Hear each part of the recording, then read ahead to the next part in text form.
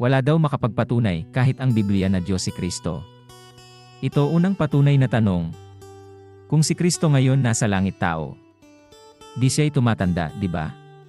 Basahin natin ang Filipos 2:6-11 na siya, bagamat nasa anyong Diyos, ay hindi niya inaring isang bagay na nararapat panangnan ang pagkapantay niya sa Diyos. Kundi bagkus hinubad niya ito, at naganyong alipin, na nakitulad sa mga tao. At palibhasay na sumpungan sa anyong tao, siya'y nagpakababa sa kanyang sarili, na nagmasunurin, hanggang sa kamatayan, o sa kamatayan sa krus. Kaya siya naman ay pinakadakila ng Diyos, at siya'y binigyan ng pangalang lalo sa lahat ng pangalan. Upang sa pangalan ni Jesus ay iluhod ang lahat ng tuhod, ng nangasa langit, at ng nangasa ibabaw ng lupa, at ng nangasa ilalim ng lupa. At upang ipahayag ng lahat ng mga dila na si Jesucristo ay Panginoon sa ikaluluwalhati ng Diyos Ama. Nagkatawang tao lang siya. Hindi talaga siya tao. At sinasabi din yan ni Juan sa Juan 1:1-3.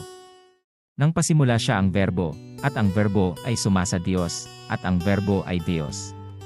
Ito rin nang pasimula ay sumasa Diyos. Ang lahat ng mga bagay ay ginawa sa pamamagitan niya. At alinman sa lahat ng ginawa, ay hindi ginawa kung wala siya. At Juan 1:14 na. At nagkatawang tao ang Verbo, at tumahan sa gitna natin, at nakita namin ang kanyang kaluwalhatian gaya ng sabugtong ng Ama, na puspos ng biyaya at katotohanan. Diba? Hindi siya tao. Nang katawang tao lang siya. Hindi siya tao, dating siyang Verbo, na dati siyang Diyos kasama ng Diyos. Nasa sinapupunan ng Diyos. Tapos nagkatawang tao. Yun ang sabi ng Biblia. Kaya wag nating dadagdagan. Hindi siya tao. Nagkatawang tao lang siya. Hindi talaga siyang tao.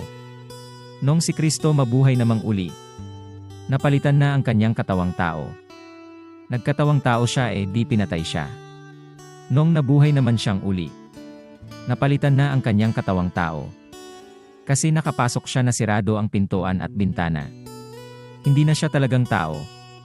Napalitan na yun ng isang maluwalhating katawan. Yan ang sinasabi sa Biblia. Kung nagugustuhan niyo ang ganitong video, follow niyo ako para ma-update kayo sa mga bagong video natin na i-upload ko. Salamat sa Diyos.